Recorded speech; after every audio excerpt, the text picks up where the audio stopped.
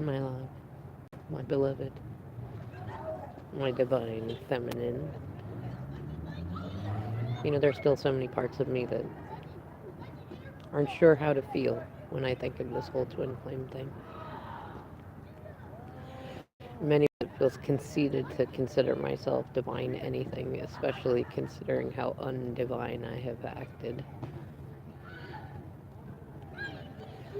But then there are moments like these where, despite the noise around me and some of the discomfort from within me, I realize that I see you in everything. I hear you in everything. And lately I see your name almost everywhere, in the least expected places. It's funny though, when I see kids playing, I think of you. You never forgot how to play.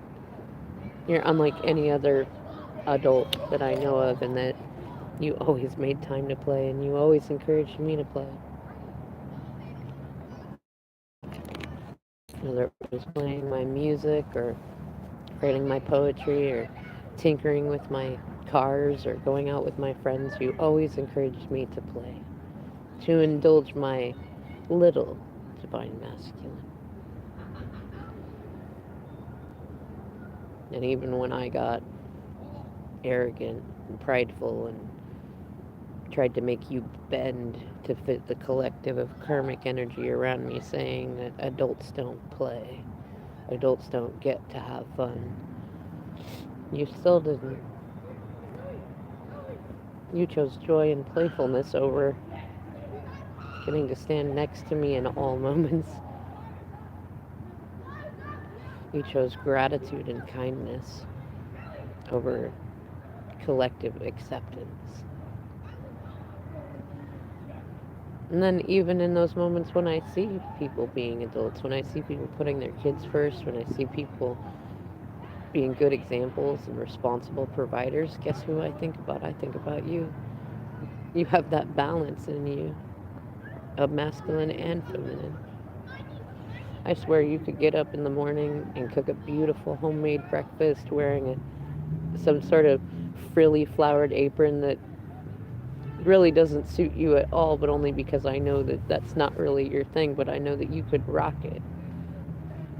And you would be that mama in the morning and then easily put on a suit and tie if you wanted to and go work any man's job.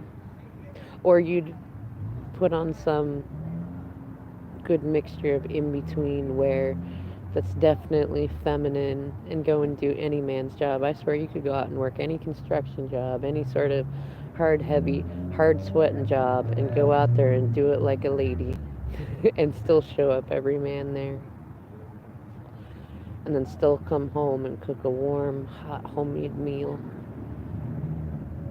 I sure do miss when it was me who got to come home to you doing that. And I feel like if I do know you as well as I hope I do, that you miss being able to do that. You know what, feminine? It's funny because there are so many things that you have done over time. So many things that you still do that already were enough for me. But I think,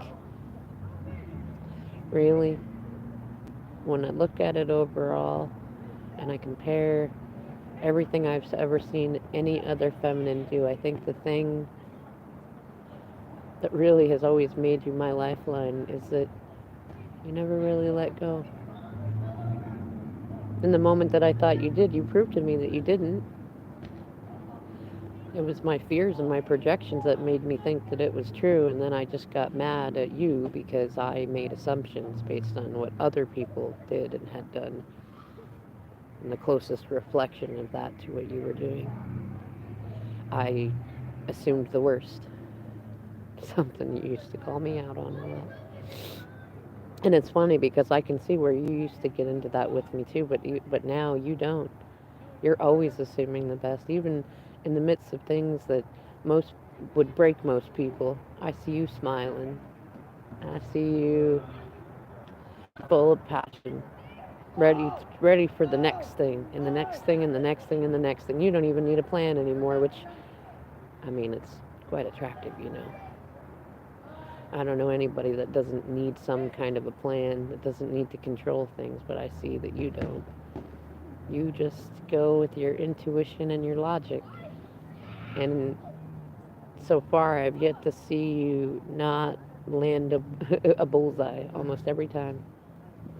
And in the times that you don't, even if you do shed a few tears, you just keep on going with a smile on your face and gratitude in your heart. And it's that you've kept going and you've remained loyal to me of all people. I'm probably the last person who deserves it. And I know I got a lot to work on in terms of my self-worth. I know. But if we're being realistic in the way that I've acted, I've not been fair to you. No matter who we said you were to me or I was to you. But you know what, though? It's funny because I feel like I never would have learned lessons like that had I not met you. And had we not done this dance exactly the way that we've done it. Especially because now, in these moments when we're not really talking in the 3D, because the karmics are livid about a whole number of plans they had in motion that didn't work out mostly because they were not smart about how they did it, but they decided to try to tangle with you, and for a minute I thought I lost you in it. I thought that they were winning. And then you clearly proved that although winning is nothing in your purview of things that you worry about, that you always get what you want, you always win. And they're livid about that. They had plans to use me for all sorts of things that I didn't even imagine, and if not for what you had done, if not for you just being exactly who you are, you know, I might not have thought that I was worthy of leaving it when I did notice. I mean, that's where I was when we met, going through the same karmic cycle, where I had people all around me, family, friends, lovers, who were treating me like shit, and I stayed in it. Because quite frankly, I assumed that that's the way everybody would be. After the first few times being jaded in love, I guess I did what everybody around me did, and I assumed that that's just what love was. Scarce. Not really real, not really loyal, not really true. But you've proven over and over again that it is, especially when you want it to be. You've proven to me what you said a long time ago, that accidents are rare, especially when it comes to things in the game of love. Nobody cheats on accident. Nobody uses you on accident. Nobody hides things from you on accident. Keeps secrets from you on accident. Keeps their options open on accident. Is dishonest on accident. And you've proven to me that a lot more of life is a choice than I was allowing it to be. And when I see things that way, two things happens to me. One, I feel ashamed because I had the power in me all along. And the second thing is that I realize as more and more of the karmic cycles that I've been in crumble around me, that you were neither the cause of me entering into them nor the cause of the crumble, and that all you actually did was offer me a lifeline, like you always do. And you know, it's funny, feminine, because I hear music all around me from the strangest of places, and it always reminds me of you. Reminds me to thine own heart be true. Reminds me to play every day. And in the moments when I feel the most stuck, guess who I think about? You know, they do those WWJD things, but I do WWDFD. What would my divine feminine do? And it guides me, and it's always it's always the right choice too. When I choose to do what you would choose to do, or at least when I make my decisions and the energy I know that you would, which is something you tried to tell me about for so long.